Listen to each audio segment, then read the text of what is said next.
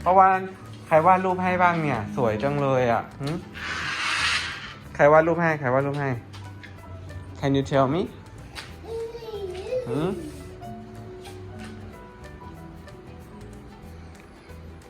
สวยไหมมีตัวอะไรบ้าง Can you tell me What's that huh? What is this What's this What's this What's this Sorry I'm sorry โอเคเร็วมาเรามาดูกันนี้มีสัตว์อะไรบ้าง What is this Octopus Do you see jellyfish Oh that's also octopus What โอ้มีสควิดด้วยเหรอสควิดหัวมันทำไมหัวมันแหลมๆใช่ไหมjellyfish หรือว่า squid โอเค squid แล้วมี shark ไหม shark Oh this shark and that's very cute whale เฮ้ยแล้วเขาพ่นน้ำได้ไหมอ่ะเหมือนตุ๊กตาปลาวาฬข้างบนเลยใช่ไหมอุ้ยแล้วมีตัวอะไรมันมาจ้าเอ๋มีพิลลี่ไหมเห็นพิลลี่ไหมพิลลี่มาจ้าเอ๋ปลาวาฬอยู่ข้างบนน่ะอยู่ไหนเห็นไหมนี่ไงพิลลี่มาจ้าเอ๋แล้ว do you see seaweed สาหร่ายทะเลอยู่ไหนครับปลาวาฬชอบกินใช่ไหมอุ้ยแล้ว I see turtle โอเค and do you see boat เรือใบทำท่าไงเรือใบทำท่าไงไหนทำมือสิอ๋อแบบนั้นใช่ไหมครับแล้วอันนี้จบยังอุ้ยแล้วตรงกลางมีอะไรอันนี้เขาเรียกว่าอะไรนะนี่อันนี้เขาเรียกว่าอะไรสีออกเรามาจบแล้วกันโอ้มาดูอันนี้ดีกว่า Do you see crab Where's crab อุ้ยแล้วมันก็มีเรือใบเหมือนกันหรือเปล่าอ่ะไหนเรือใบเห็นไหมครับ Over here อุ้ย I see butterfly อยู่ไหนเห็นยังนี่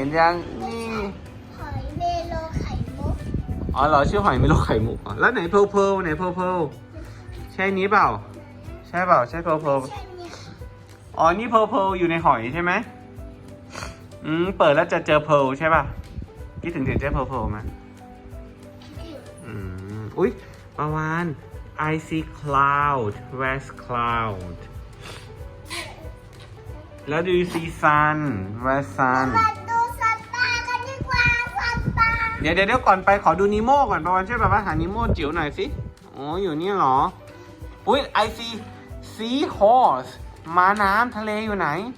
seahorse โอเคจะเปลี่ยนหน้าไหมดูซิหน้านี้มีด้วยเหรอเขาวาดไว้ด้วยเหรอ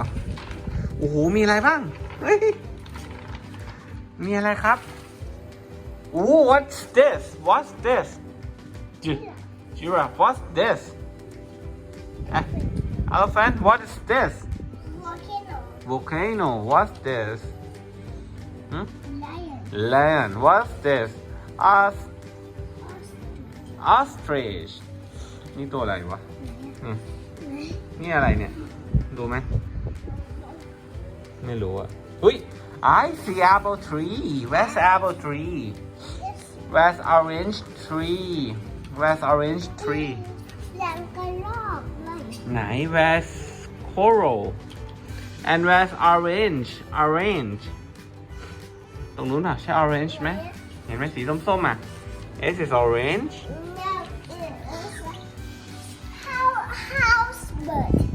อ๋อ bird houseอุ้ยแล้วหน้านี้มีไหมหรือหมดแล้วเอาหมดแล้วอุ้ยมีนี่มีเจเจเพลกับปลาวาฬหรือเปล่านะใช่ไหมอ๋อชอบหน้านี้เหรออันไหนอีนิดวาดอันไหนโกพีทวาดครับไหนบอกหน่อยที่อันไหนโกพีทวาดอันไหนอีนิดวาดอันไหนของโกพีทอันไหนของอีนิดครับครับ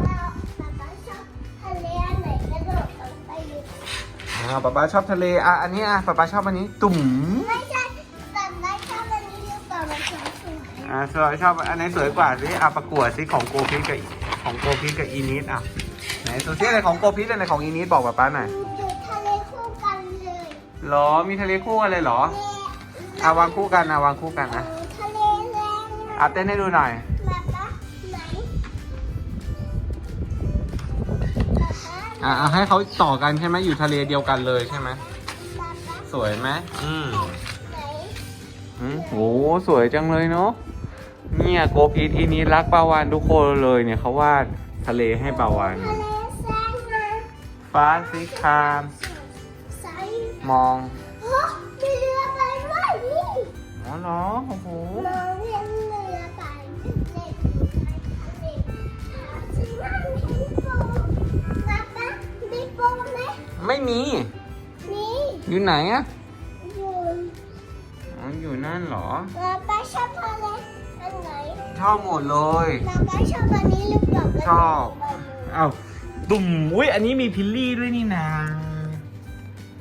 มีพิลลี่ด้วยใช่ไหม มันกระโดดลง อ้าว ไปนี่ ตุ่มว้ายเจ็บไหมมันแข็งนะลูกโอเคบายบายก่อนบายบายพอแล้ว บ๊ายบาย